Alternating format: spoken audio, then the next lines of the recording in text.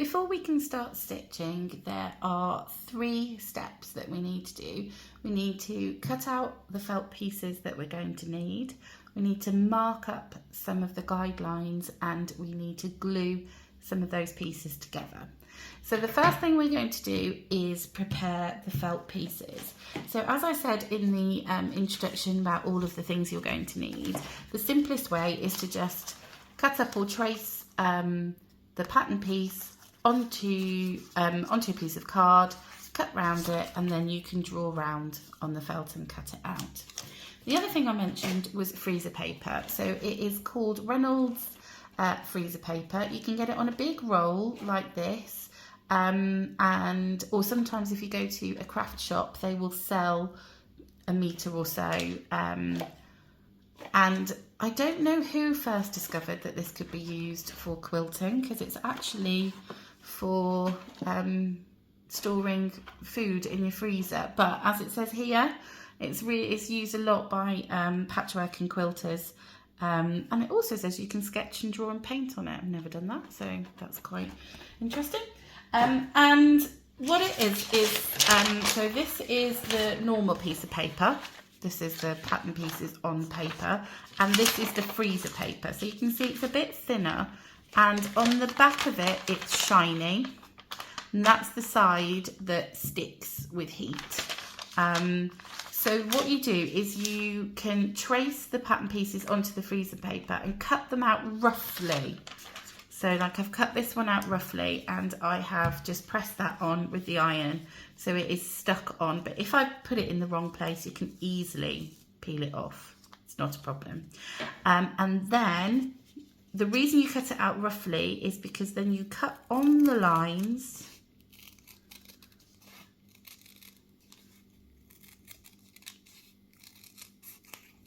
and you get nice smooth edges when you are cutting. It also means that you can position it, if you've got a scrap piece of felt, you can, rather than having to put big whole piece like that, you can cut up little bits and you can manipulate it around so that you're using all the little tiny scraps.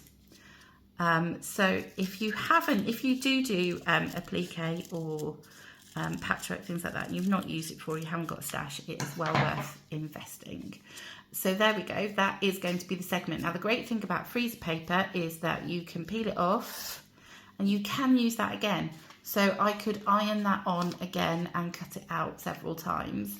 The problem is though that when you do that and it's not cut out roughly, you do have to pay a little bit more attention to the edge when you're cutting out. But these shapes are quite simple. If you're cutting out a shape like that, it might be a bit tricky. So I'm just cutting around it, and then I have got my teardrop shape. And then when you come to sew, you do need to remove the paper off the back. I did a workshop and forgot to mention that, and someone was really struggling to get their needle through, and I realised I hadn't told them that you do need to remove the paper afterwards. And as I said, you can put that to one side and you can use that again in future projects.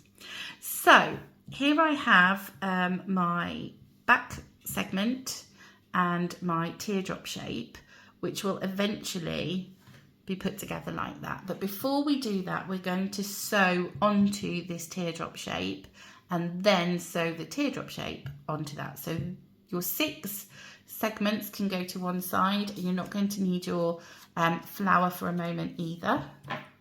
We don't need those at present.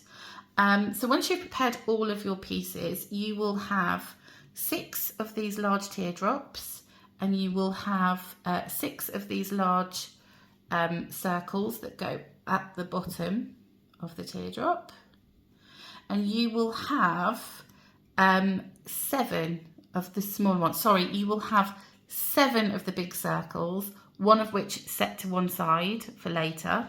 You will have 7 of the small circles. One will be in a different colour if you're doing it the same as me, and that's going to go on your flower, so we don't need that one for now. But you should have 6 big ones and 6 small ones, which are going to be on your teardrop. The first thing we need to do is mark up the guidelines for this stitching. So using your erasable fabric pen, whether it's a friction pen or you have got an air water erasable one, on each of these circles we need to divide it into 8 sections. So it's going to look a little bit like a Trivial Pursuit pie or cheese, whatever you decide to call it. So I've realised I've still got the paper on the back, so I can take that off. So we're going to divide it like a clock. Just zoom in a little bit so you can see. Start by drawing a straight line all the way across, halfway through your shape. If it's not exactly halfway, it doesn't really matter. No one's going to look at it in that much detail. So you're going to start by dividing it into 4, and then you are going to divide that again. So you have got 8 sections. And you're going to do that on 6 big circles and 6 of the smaller circles. So cut it in half, half again, and then half, twist it round, half again. And those are going to be your guidelines for the stitching. The next thing that we need to do, once you've done that on all of your circles, is you are going to stitch. No, you're not. You're going to glue them in place before we start stitching. Now, it doesn't matter which way round. If you want to have the segment pointing up to your teardrop, or whether you want to have the line pointing up to the top of your teardrop, doesn't really matter. It might look neater though if you make a decision and decide to do that the same on all of the segments. But as I said, again, it's just for fun. Doesn't really matter that much. But if I show you on the finished pincushion,